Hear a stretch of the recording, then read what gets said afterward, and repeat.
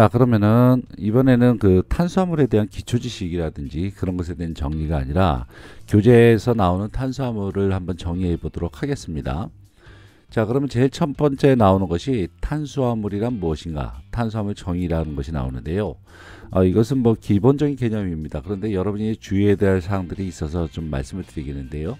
탄수화물이라고 하는 것은 탄소, 그러니까 탄소에다가 플러스 수소와 산소가 있는데 그 수소와 산소가 H2O의 형태로 결합이 되어 있는 거예요. 그래서 이것을 탄수화물이라 얘기를 하는 것이죠. 근데 이게 이제 그 분자식으로 보면 CmH2ON 이런 식으로 이제 표시가 돼서 마치 탄소에 물 분자가 달라붙어 있다라고 생각을 하게 되는데, 주의해야 될 사항은 물이 함유되어 있다라는 그런 뜻은 아닙니다. 물 분자가 둘로 갈라져서 H하고 OH 같은 형태로서 탄소의 두 팔의 결합에 붙어 있다는 뜻이기 때문에 물이 함유되었다라고 이해를 하시면은 곤란합니다. 자, 꼭 알아두시고요. 탄수화물에 이제 분류가 나오죠. 분류가 나올 때 먼저 이제 단당류가 나옵니다. 단당류는 뭐예요? 당이 하나로만 되어 있는 것이죠. 단당류에는 또다시 여러 가지 분류가 될 수 있는데 뭐 3탄당, 4탄당, 5탄당, 6탄당 되어 있는데, 이것이 들어가기 전에 먼저 단당류의 커다란 분류가 있습니다. 알도우주와 케토우주. 이것은 여러분 이제 많이 아시죠. 알도우주는 알데히드기가 관능기로서 있는 것입니다. 그래서 CHO. 그 다음에 케톤기가 달라붙어 있는 것은 케토주죠. 그러면 알도주에 해당되는 단당이란 무엇이냐? 그러면은 포도당, 뭐 갈락토우주, 만노우주, 뭐 이런 것들이 있는데 굉장히 많은 당들이 사실 여기에 있어요. 너무너무 많아요. 근데 케토주 같은 경우에는 과당이 있어요. 네, 그러니까 과당 하나 외우시면 됩니다. 그러니까 케토주는 과당이고 나머지는 알도주다, 그렇게 생각하시면은 일단 편하게 외우실 수가 있으니까 부담 없으십니다. 자, 케토주는 케톤기다, 그리고 과당이다. 자, 그 다음에 탄소수에 따라서 얘네들이 3탄당, 그 다음에 3탄당에는 뭐가 있느냐면 뭐 글리세랄데히드, 그 다음에 디하이드록시 아세톤 이런 것이 있는데, 이것이 생화학대에 나오는 그런 분자예요. 미리 알아두면 좋고요. 그 다음에 4탄당이 있는데, 뭐 4탄당에는 에리트로우즈라든지 트레오즈라든지 이런 것이 있는데요. 그렇게 별로 중요하지는 않고요. 5탄당은 이제 리보즈가 대표적이고요. 리보즈, 그 다음에 아라비노즈, 그 다음에 크실로우즈 이런 것이 있습니다. 람노우즈도 있고요. 5탄당. 자, 그 다음에 6탄당에는 여러분이 이제 잘 알고 계시는 포도당, 만노우즈, 뭐 갈락토우즈, 뭐 이제 이런 것들이 다 이제 6탄당에 해당되는 것들입니다. 이제 가끔가다 5탄당을 찍으시오라고 하는 것이 나올 수도 있어요. 그러니까 5탄당, 6탄당은 꼭 외워두시는 것이 좋겠습니다.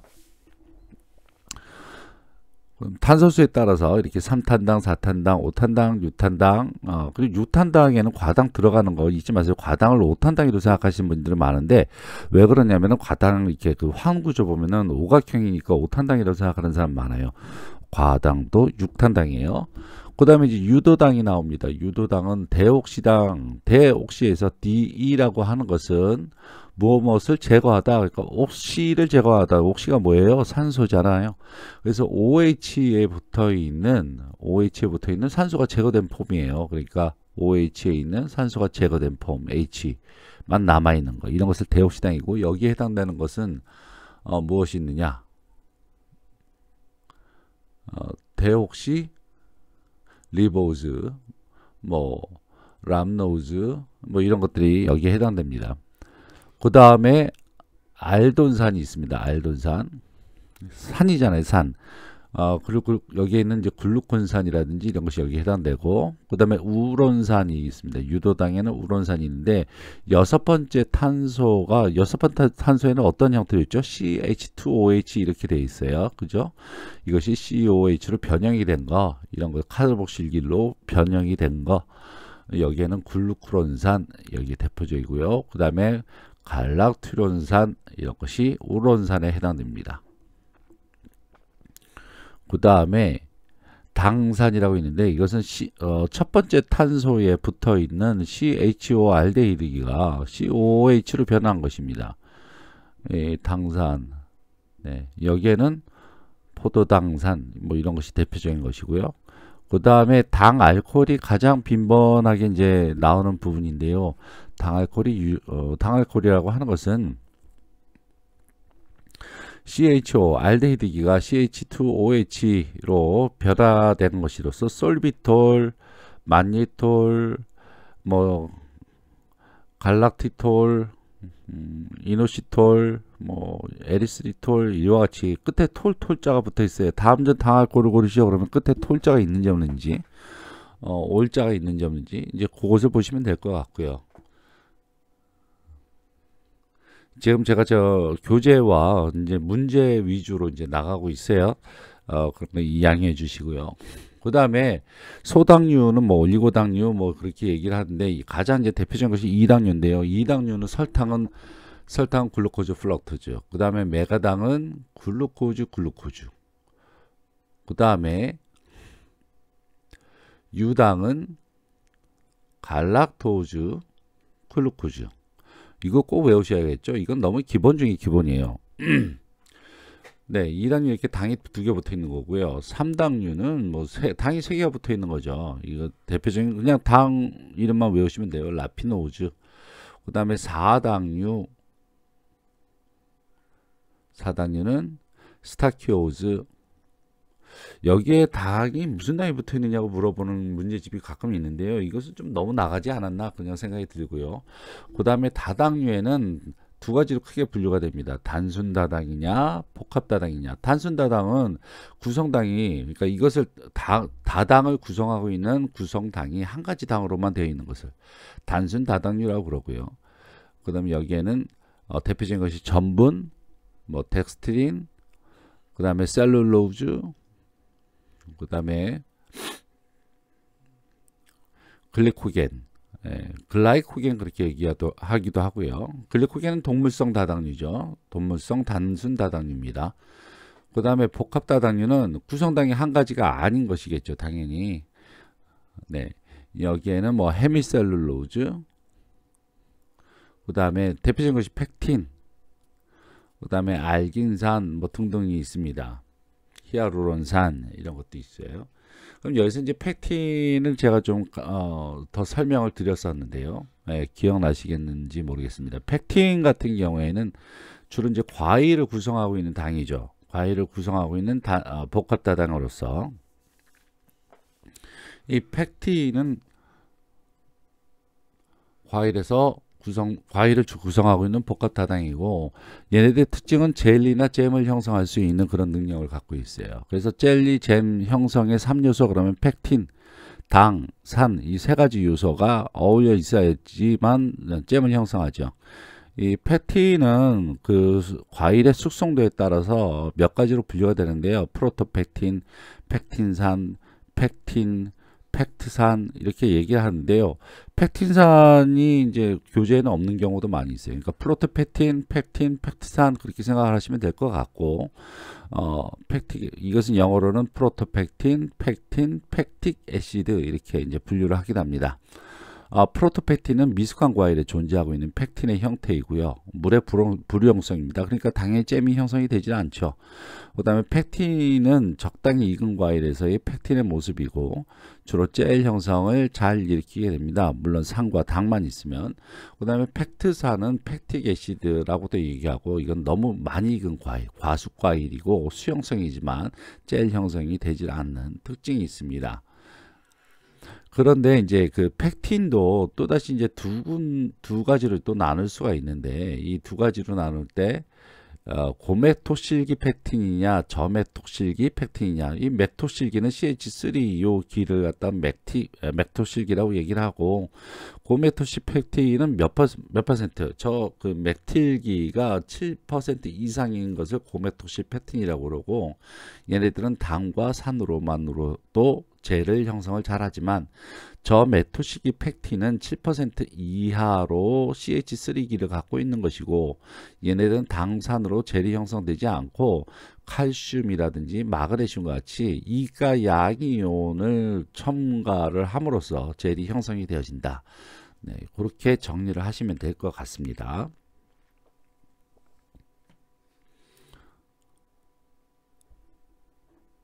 네, 그 다음 자 이제 탄수화물의 이제 그 특징 정의를 얘기를 했고, 다시 한번 얘기하면 그 다음에 분류를 얘기했고, 분류에는 단당류, 그 다음에 단당류에는 다시 알도즈, 케토즈 그렇게 분류를 했었다. 그 다음에 단당류는 또 탄소수에 따라서 얘네들은 3탄당, 4탄당, 5탄당, 6탄당. 그래서 5탄당, 6탄당 정도는 잘 알고 계셔야 된다 얘기를 했었고요. 알도즈, 케토즈. 그다음에 케토즈에는 과당이 들어가 있다 얘기를 했었고요. 그다음에 단당류, 그다음에 올리고당이라든지 이당류 얘기를 했었을 때 이당류를 구성하고 있는 단당류, 설탕, 메가당, 그다음에 유당. 네, 이것을 구성하고 있는 당이 무엇인지는 꼭 외우시라고 말씀을 드렸고요. 구성당. 그 다음에 이제 분류해서 다당류, 올리고당류, 이당류. 그 다음에 여기에서 올리고당 중에서 이제 3당, 세 가지 당, 네 가지 당, 뭐 5가지 당 이렇게 연결되어 것이 무엇이 있는지 이제 얘기를 했었고요. 그 다음에 이제 다당류이겠죠. 다당류. 이제 다당류에는 단순 다당과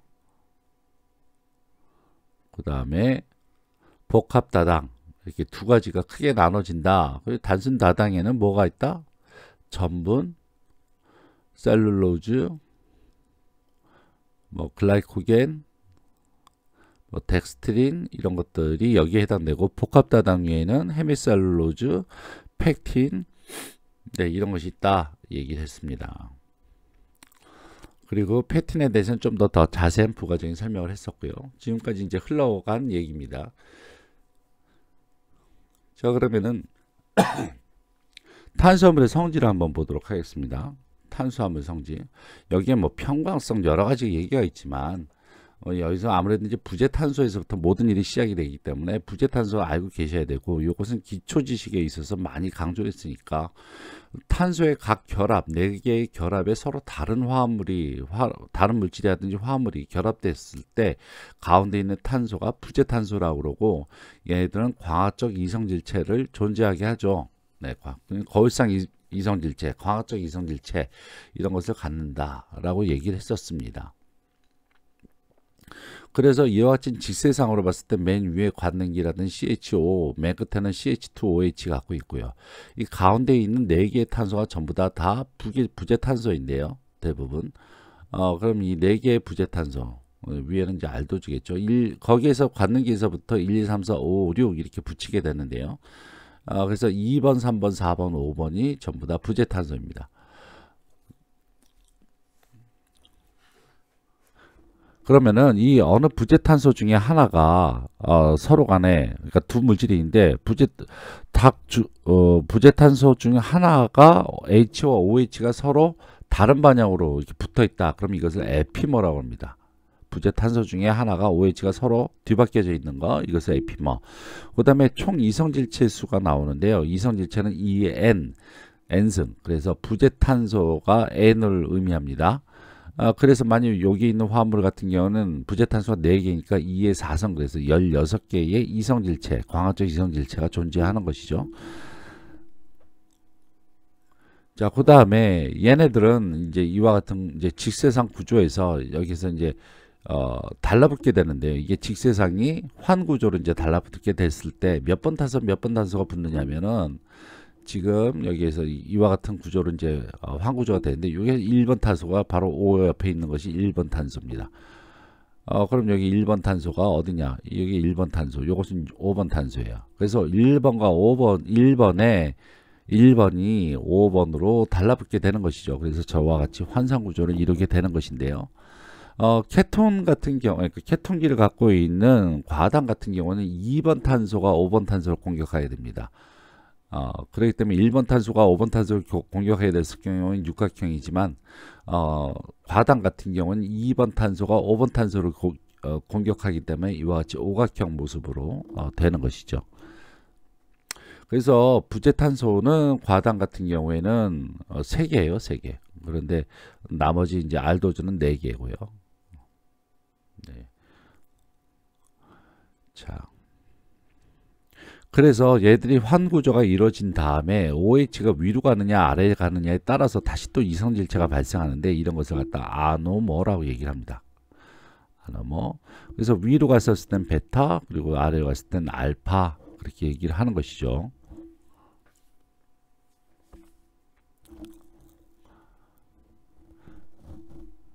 네, 그 다음에 D하고 L형을 보충으로 얘기를 하자면은 1번 탄소, 그러니까 관능계에 가까운 그런 탄소죠. 그래서 1번 탄소와 가장 먼 부재탄소의 OH가 오른쪽에 있으면 D형, 그리고 OH가 왼쪽에 있으면 L형. 네, 이렇게 간단하게 그냥 정의를 하시면 될 것 같고요. 이것은 뭐 사실 뭐 여러분한테 있어서 어떤 시험 문제 내기에도 좀 힘든 부분이고요. 그냥 그렇게 상식적으로 알고 계시면 될 것 같아요. 제 생각에는. 그 다음에 이제 전분입니다. 이 전분이 한 챕터로 이제 띄어져서 나오는 만큼 그만큼 중요한데요. 이 전분을 이루고 있는 것은 아밀로조, 아밀로페틴이고 이 서로 간의 이제 차이점에 대해서는 잘 구분하고 계셔야겠죠. 구조적인 이해하고 계시겠죠. 근데 이 구조를 이해를 하기 위해서는 글리코시딕 본드를 이해를 해야 됩니다. 글리코시딕 본드라고 하는 것은 당과 당의 결합입니다. 그래서 가령 이제 이와 같은 당과 여기 있는 당을 봤었을 때 여기에 있는 OH와 OH가 서로 축합 반응을 통해서 H2O가 빠져나감으로써 이와 같은 결합을 하게 되는데, 그 포도당과 포도당이 결합에 있어서 1번과 4번 탄소에서 알파형이 결합이 되어져서 나오는 것을 알파 1사 결합 이렇게 얘기를 하는 것이고요. 그 다음에 알파 또 이제 여기에 이제 이렇게 여기 OH가 이렇게 밑에 있으니까 이게 뭐 알파형이겠죠. 그 다음에 CH2OH, 그 다음에 O가 이렇게 돼 있고 1번, 2번, 3번, 4번, 5번, 6번 탄소, 그리고 1번 탄소에 있는 OH, 6번 탄소에 OH가 서로 간의 축합 반응을 통해서 H2 빠져나가게 되면 그 다음에 얘네들이 이와 같은 결합을 하게 되죠.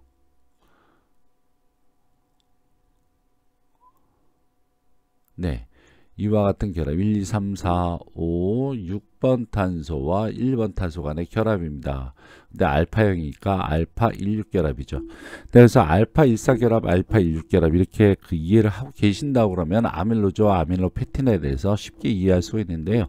아밀로조는 알파 14 결합으로만 되어져 있는 그러한 결합이고, 아밀로페틴은 알파 14 결합뿐만 아니라 알파 16 결합으로 같이 연결되어 있습니다. 그래서 아밀로조는 서로 간에 이렇게 그 층층이 잘 쌓여져 있는데, 아밀로페틴 같은 경우는 얼기설기에 된 이와 같은 나뭇가지의 그 모양으로 굉장히 불규칙한 모양으로 이루어져 있다 얘기를 했습니다. 그래서 보통 아밀로조, 아밀로페틴이 모든 그러한 그 곡류에 이제 많이 들어가 있는데, 이것의 비율의 차이에 따라서 굉장히 많은 그러한 성질의 차이를 보인다고 얘기를 했는데요. 일단 그 전분에 있어서 가장 중요하게 여러분이 외워야 될 부분이 이제 호화 부분하고 노화 부분이에요. 그래서 호화라고 하는 것은 무엇이냐? 밥 만드는 걸 생각하면 돼요. 전분에 다량의 물을 넣게 되면 얘들 구조가 팽윤이 됩니다. 그 다음에 가열하게 되면 이런 빽빽한 구조가 파괴되어지면서 되도록 그 호화되어지는 온도, 이와 같은 그러한 분자적인 구조가 변형되는 온도가 60에서 65도씨 삽니다. 그래서 이와 같이 그 호화되지 않은 그 전에 있는 전분을 갖다 생전분, 이런 것들을 베타 전분이라고 얘기를 하고, 얘는 빽빽한 구조를 갖고 있는데, 이런 것을 갖다 호화시키게 되면 이것을 알파 전분이라고 얘기합니다. 알파미 뭐 그렇게 얘기하는데, 이와 같이 그 빽빽한 구조가 파괴되어집니다. 그렇게 되면 아밀라제가 공격이 쉽겠죠. 아밀라제가 뭐예요? 효소죠, 효소. 그렇게 되기 때문에 소화가 잘 되게 되는 것입니다. 그래서 밥을 우리가 만들어 먹는 거죠. 쌀을 그냥 먹는 것이 아니라. 그래서 아밀라제는 또 여러 가지 종류가 있는데 3가지가 있습니다. 알파 아밀라제, 베타 아밀라제, 감마 아밀라제. 감마 아밀라제는 혹은 글루코 아밀라제라고 또 얘기를 한다고 얘기를 했습니다. 그래서 각각 어떻게 하는지 알죠? 알파 아밀라제는 무작위죠. 베타는 말토즈 단위로, 아밀로즈는 포도당 단위로. 네, 그래서 이제 전분의 호화의 영향을 주는 요인, 이 부분이 굉장히 중요한데요. 외우셔야 됩니다. 이것은 수분이 많을수록 잘 일어난다. 뭐가? 호화가 잘 일어난다. 그 다음에 온도가 높아야 호화가 잘 일어난다. 60에서 65도씨 사이가 호화 온도, 개시 온도이고요. 그 다음에 pH는 염기일 때 더 잘 일어난다. 그 다음에 염류 같은 경우에는 호화를 촉진하는데 뭐만 반대? 황산염만 제외하고. 네. 그러면은 요거 이제 굉장히 중요하니까요. 잘 외우고 계시고, 그 다음에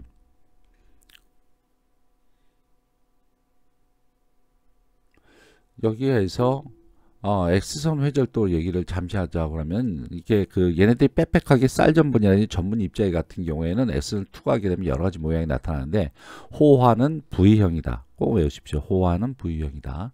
자, 그 다음에 노화의 영양 요인 역시 호화의 영양 요인처럼 중요합니다. 그래서 노화의 영양 요인도 외우셔야 되는데, 전분의 종류에 따라서 다르고, 두 번째, 아밀로즈가 많을수록 노화가 잘 일어난다. 노화라 그런 건 뭐예요? 얘네들이 호화됐다가 다시 수분이 증발되면서 자기네들끼리 달라붙어 갖고 딱딱하게 되는 것을 노화라고 그러죠. 그러니까 아밀로페틴보다도 아밀로즈가 잘 일어난다. 이거 전 잘 모르겠다 그러면 찹쌀떡은 잘 안 일어나고 맵쌀로 만든 떡은 잘 일어난다. 그렇게 생각하시면 돼요. 자, 수분은 30에서 60%에서 노화가 잘 일어나기 때문에 10에서 15% 이하 밑으로 줄여야 된다.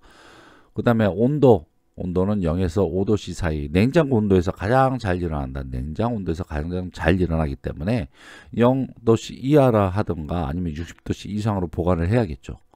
그 다음에 전분의 농도는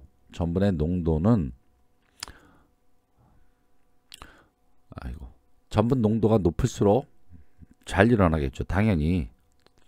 자, 그 다음에 pH는 낮을수록 잘 일어난다.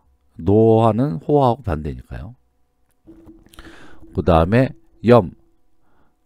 황산염을 역시 제외하고 노화를 어떻게 한다? 모든 염류는 노화를 억제한다.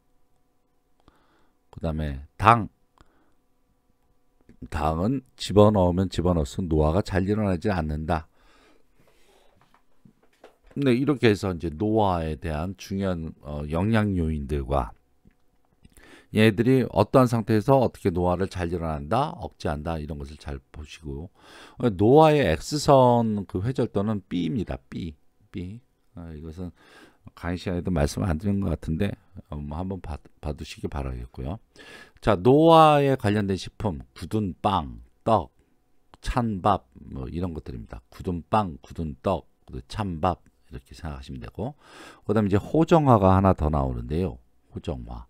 호정화라는 것은 전분에 물을 넣지 않고 몇 도씨? 150에서 190도씨로 높은 온도로 가열했었을 때 얘들이 가수분해 되는 열분해 되는 그런 현상, 이것을 호정화라고 그러고요. 여기에 이 호정화는 어떤 원리 원칙이라든지 그런 것을 보다도 얘들은 어떤 식품이 있는가 그것만 외우시면 될 것 같아요. 호정화는 비스켓, 토스트, 뭐 팽화식품, 이게 팽화가 뻥 하고 이렇게 뻥튀기 같은 거 있잖아요. 그것다 팽화식품이라고 합니다. 뻥튀기. 그 다음에 그 양식 조리하실 때 보면은 그 루 있죠, 루. 그 다음에 미숫가루 이런 것들이 호정화에 해당됩니다. 네, 이렇게 해서 이제 정리를 다시 한번 크게 한번 다시 정리하면 탄수화물 정의했었고, 그 다음에 분류 얘기를 했었고요. 그 다음에 성질 얘기를 했었습니다. 그 다음에 뭐 얘기했죠? 뭐 이성질체라든지 뭐 글리코시딕 결합이라든지 그런 얘기했었고, 그 다음에 다당류 얘기했고, 네, 다당류에는 단순 다당류와 복합 다당류가 있고, 복합에는 펩틴이 있고 단순에는 뭐 전분이라든지 글라이코겐이라든지 뭐 여러 가지가 있는데 이 중에서 전분을 띄어서 호화와 노화와 그다음에 호정화 얘기를 했었어요. 그죠? 이것이 거의 뭐 모든 교재에서 챕터 2개에 해당되는 굉장히 방대한 양인데요. 일단은 먼저 이 탄수화물이라는 것은 정의가 어떻게 되고 그 분자적인 구조라든지 얘네들 성질에 대한 화학적인 기초가 있다 그러면은 그다지 어렵게 여러분이 다가갈 필요는 없을 것 같아요. 자, 그러면은 이렇게 해서 탄수화물 부분들을 다 정리를 했고요. 다음 시간에 다시 한번 또 정리할 기회를 갖도록 하겠습니다. 네, 수고하셨습니다.